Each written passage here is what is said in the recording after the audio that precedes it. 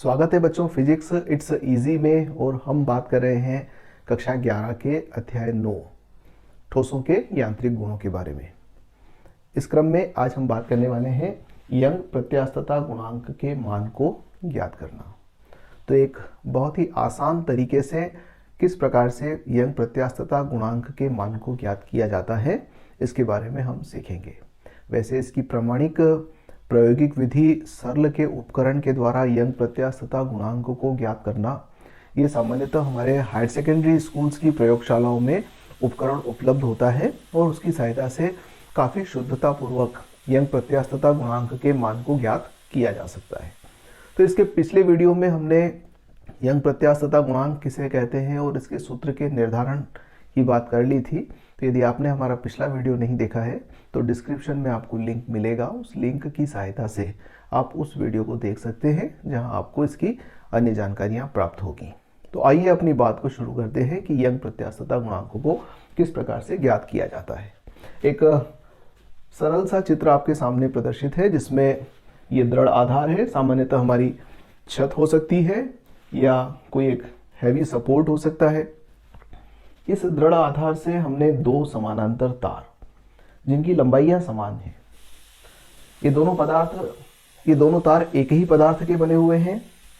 दोनों के अनुप्रस्थ काट भी समान है, अर्थात दोनों समान त्रिज्या के हैं, समान पदार्थ के हैं, लंबाइयां भी समान हैं, अर्थात हम कह सकते हैं कि यह समरूप है, एक जैसे दिखते हैं। तो ये दो तार हैं जिनको हमने ए बी और सी डी नाम दिया हुआ है। इन दोनों तार के साथ में यहाँ पर दो फ्रेम लगी हुई हैं और इस तार को बोलते हैं रेफरेंस वायर और इस तार को बोलते हैं प्रायोगिक तार। हम यंग प्रत्यास्थता गुणांक ज्ञात करेंगे इस तार का और संदर्भ इस तार से लेंगे, क्योंकि हमें ज्ञात करना है कि लंबाई में कितना परिवर्तन होता है। तो लंबाई में परिवर्तन के लिए हमें कोई ना कोई रेफरेंस चाहिए कि भाई इसकी तुलना में इसमें इतना परिवर्तन आया है। तो ये दो फ्रेमें लगी हुई है और इस फ्रेम के ऊपर एक स्केल बनी हुई है जिसे मुख्य स्केल का नाम दिया हुआ है। आप देख सकते हैं कि यहाँ पर कुछ निशान बने हुए हैं, ये मुख्य स्केल के हैं। इस फ्रेम के साथ में एक रॉड लगी है और रॉड के साथ में एक वर्नियर स्केल लगी है और वर्नियर स्केल मुख्य स्केल के साथ में जुड़ी हुई है। जुड़ी हुई से तात्पर्य चिपकी हुई नहीं है, तो मुख्य स्केल के साथ में वो इस प्रकार से गति कर सकती है। तो हम वर्नियर और मुख्य स्केल के पार्ट को यहाँ से ज्ञात कर सकते हैं। नीचे यहाँ पर एक वेट लगाया गया है और उतने ही वजन का एक हैंगर यहाँ पर लगा दिया गया है। ये एक हैंगर है जिसमें हम यहाँ पर भार को आरोपित करेंगे। तो ये हैंगर और ये वेट दोनों समान द्रव्यमान के हैं। ये दोनों फ्रेमें हैं, दोनों फ्रेमों की लेंथ भी समान है। ये मुख्य स्केल है, ये इसका वर्नियर स्केल है। ये दो तार हैं, दोनों बिल्कुल एक समान है, एक ही पदार्थ के बने हुए हैं, लंबाइयां समान है, अनुप्रस्थ काट भी समान है। तो आइए यंग प्रत्यास्थता गुणांक का मान कैसे ज्ञात करते हैं। तो सबसे पहले हम देख लेते हैं कि यंग प्रत्यास्थता गुणांक को ज्ञात करने के लिए किस सूत्र का उपयोग किया जाएगा। यंग प्रत्यास्थता गुणांक को ज्ञात करने के लिए हम इस सूत्र का उपयोग करेंगे।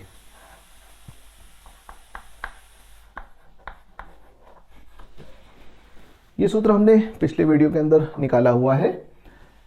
m जो इस हैंगर पर हम द्रव्यमान आरोपित करेंगे वो है, g गुरुत्वीय त्वरण है, l इस तार की प्रारंभिक लंबाई है। जब हमने इस पर कोई भी द्रव्यमान आरोपित नहीं किया हुआ है उस स्थिति में इसकी लंबाई l है, r इस तार की त्रिज्या है।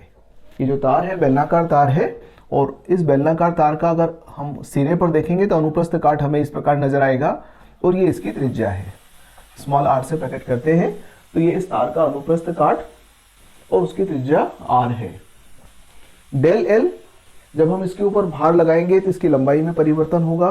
तो लंबाई में कितना परिवर्तन हो रहा है m द्रव्यमान को लगाने पर, उसके मान की गणना डेल l से होगी। तो ये सारे मान रखकर यंग प्रत्यास्थता गुणांक के मान को ज्ञात किया जा सकता है। तो आइए अब प्रयोग कैसे करते हैं। सबसे पहले जो आपको व्यवस्था दिखाई दे रही है ये व्यवस्था बिल्कुल ऐसी ही रहती है। यहाँ पर कोई भी भार नहीं लगाया गया है अतिरिक्त। अब हम इस वर्नियर को मुख्य स्केल के शून्य के साथ में संपाती कर लेते हैं। वर्नियर का शून्य मुख्य स्केल के शून्य के साथ में संपाती है। अब क्या करेंगे, प्रारंभिक लंबाइयां दोनों की समान है। हम यहां पर कुछ द्रव्यमान लगाएंगे, n द्रव्यमान लगाएंगे अब m द्रव्यमान लगाने से यहां पर mg भार नीचे की ओर क्रियाशील होगा। इस mg भार के कारण से यहां पर एक प्रत्यानयन बल कार्य करेगा। mg भार इस तार की लंबाई में परिवर्तन लेकर आएगा, तो ये तार की लंबाई में माना कि डेल एल परिवर्तन होता है।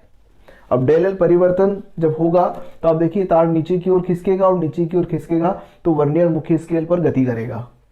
वर्नियर कितना डिस्प्लेस हुआ है, कितना विस्थापित हुआ है, इसका मान ज्ञात करके हम डेल एल के मान की गणना कर सकते हैं। तो प्रारंभिक लंबाई को स्केल की सहायता से माप लेते हैं। सामान्यतः प्रैक्टिकल के अंदर ये लंबाई 2 मीटर या 2.5 मीटर या 3 मीटर निर्भर करता है कि आप कितने ऊपर इस तार को लगाते हैं। तो ये प्रारंभिक लंबाई है, इसको ज्ञात कर लिया जाता है स्केल की सहायता से। डेल एल इस वर्नियर की सहायता से ज्ञात कर लेते हैं, और इस आर को ज्ञात करने के लिए हम स्क्रू गेज का उपयोग करते हैं। स्क्रू गेज वो उपकरण है जो दशमलव के तीसरे स्थान तक यानी कि 0.001 सेंटीमीटर तक शुद्धतापूर्वक पाठ्यांक को ज्ञात कर सकता है।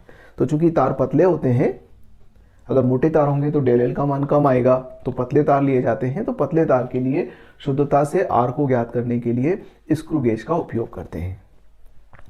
इस प्रयोग को हम भिन्न भिन्न भार के साथ दोहराते हैं कि हमने पहले एक वाट को लगा दिया, फिर आप एक काम करेंगे कि फिर दूसरे वाट को लगाएंगे यानी कि भार बढ़ा देंगे, फिर तीसरे वाट को लगाकर और भार बढ़ा देंगे, और जैसे जैसे हम भार बढ़ाते जा रहे हैं उसके संगत डेल एल के मान को ज्ञात करते जा रहे हैं।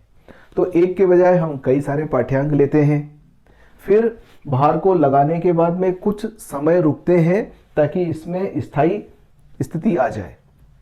तार एकदम से नहीं खींचता, उसमें कुछ समय लग सकता है। तो आप 5-10 सेकेंड 15 सेकेंड थोड़ा वेट करेंगे, उसके बाद पाठ्यांक लेंगे, फिर भार को उतारेंगे। तो जब भार को उतारेंगे तो ये तार वापस अपनी मूल स्थिति के अंदर जाएगा। जब अपनी मूल स्थिति में जाएगा तो इसकी लंबाई में परिवर्तन होगा, यानी कि फिर डेल एल आपको प्राप्त हो जाएगा। तो उतारते समय फिर हम डेल एल के मान की गणना कर लेते हैं।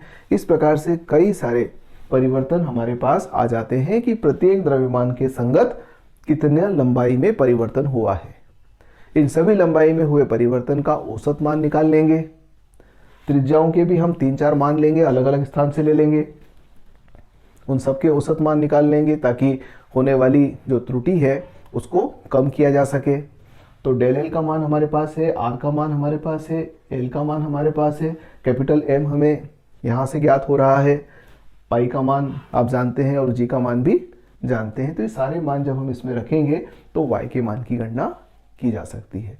तो इस प्रयोग के द्वारा हम यंग प्रत्यास्थता गुणांक को इस प्रकार ज्ञात करेंगे। इस वीडियो में इतनी ही बात करते हैं, अगले वीडियो में फिर मिलते हैं। धन्यवाद।